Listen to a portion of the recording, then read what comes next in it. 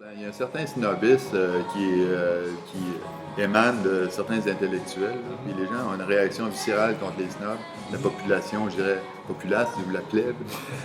Puis moi, moi-même, j'ai une réaction viscérale contre le snobisme. C'est un des attributs humains que je déteste et méprise le plus.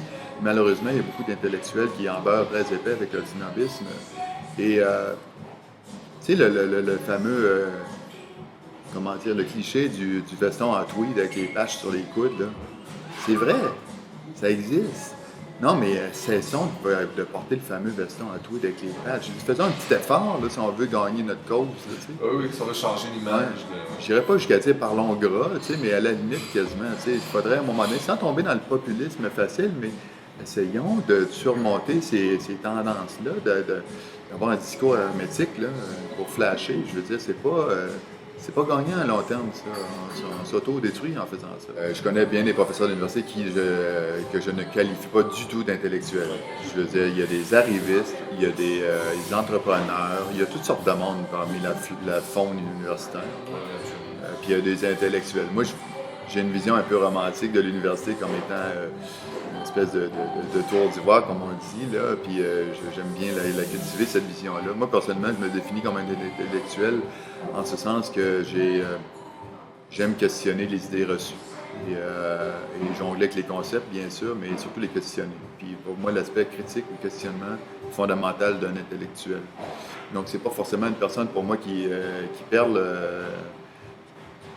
avec un accent particulier ou qui étale son savoir en intellectuel. Il y a beaucoup de gens qui étalent leur savoir, qui, à mon avis, ne sont pas des intellectuels.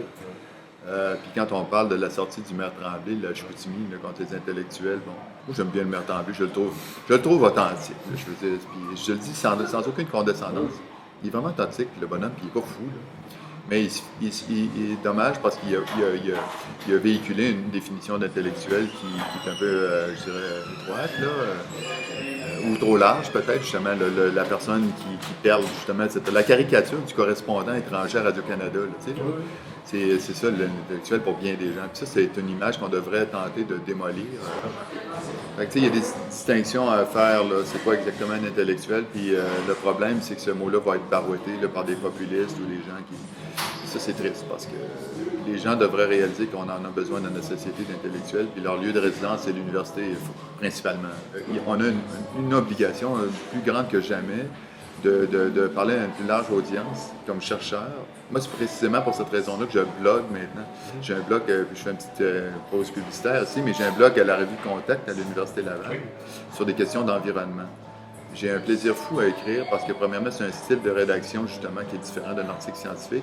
Mais aussi, j'ai l'impression de remplir ma mission de chercheur-professeur pour diffuser des idées, des informations et ainsi de suite à un public plus large que les 3 personnes qui vont lire mon article scientifique. Là,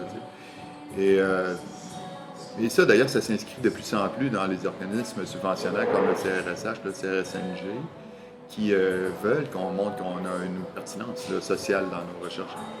On le sent, ça. Il y a beaucoup de lip service, comme on disait en anglais, j'ai pas le terme français pour ça. On prêtait un semblant de croyance dans cette mission-là, mais là, ça devient de plus en plus concret, puis on commence à compter les points maintenant dans notre portfolio là, en s'impliquant socialement. Et ça, c'est une excellente tendance.